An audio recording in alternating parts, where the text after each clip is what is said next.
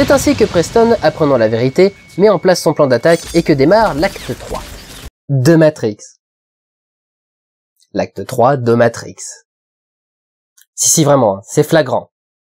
Cette scène est un copier-coller de la scène du hall d'immeuble à la fin de Matrix. Des soldats sans visage à la configuration de la pièce, en passant par les chorégraphies, tout y est. Regardez, si je mets la musique, c'est encore plus visible.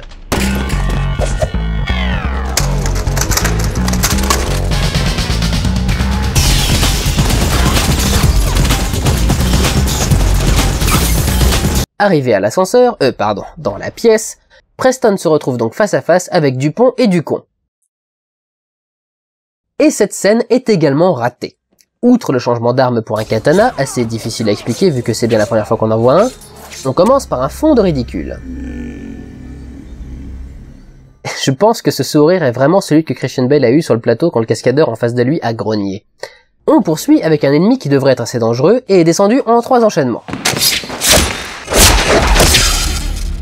Attendez 2 secondes, c'est quoi ce bruitage? Non mais on dirait que Preston vient de couper les circuits hydrauliques d'un cyborg. Je croyais qu'il avait tranché le visage de Brent. Ah bah oui, faut croire que c'était la mode en 2000 de découper ses acteurs. Et on poursuit avec un ennemi qui aurait dû être tué extrêmement rapidement et qui se trouve être un maître du gun kata. Je pense d'ailleurs que c'est plutôt ça qu'avait Weimer en tête quand il a inventé le style de combat, et ça a tout de suite un peu plus de gueule, mais quand ils se mettent à esquiver... ça ressemble quand même plus à un combat de chat. Tout ça pour se terminer en moins de 2 minutes. Donc j'ai supporté 1h35 de film pour ce climax de merde. Ah non, c'est vrai, il y a un peu de ça aussi. Ah, le début des années 2000, l'époque où on pensait encore que casser l'écran de l'ordinateur voulait dire casser l'ordinateur lui-même. Oui, je sais qu'on fait des ordinateurs entièrement contenus dans un écran, mais fermez-la et laissez-moi savourer ma revanche contre cette daube. En faisant mes recherches sur le film, je suis au passage tombé sur cet extrait de l'article Wikipédia. Il faut toutefois replacer ce film vis-à-vis de son budget, 20 millions de dollars, ce qui est environ le prix d'une production de série B de nos jours.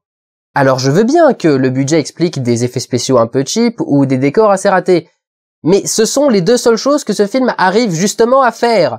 Mais un petit budget, ça n'explique pas les incohérences aussi flagrantes dans le jeu des acteurs, ça ne justifie pas de pomper sa mise en scène et ses designs dans un des films les plus importants de la fin du XXe siècle, et ça ne justifie pas d'aller copier honteusement son scénario dans les plus grands romans d'anticipation, surtout par un mec qui n'en a manifestement pas compris ni l'essence, ni même le principe, ni même le message. Pour vous, ça, c'est meilleur que Matrix.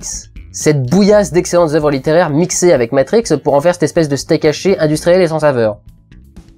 Si vous faites partie des gens qui le pensent, sachez que vous avez tort. Et que j'ai raison. Prenez soin de vous, allez voir des films. Ciao!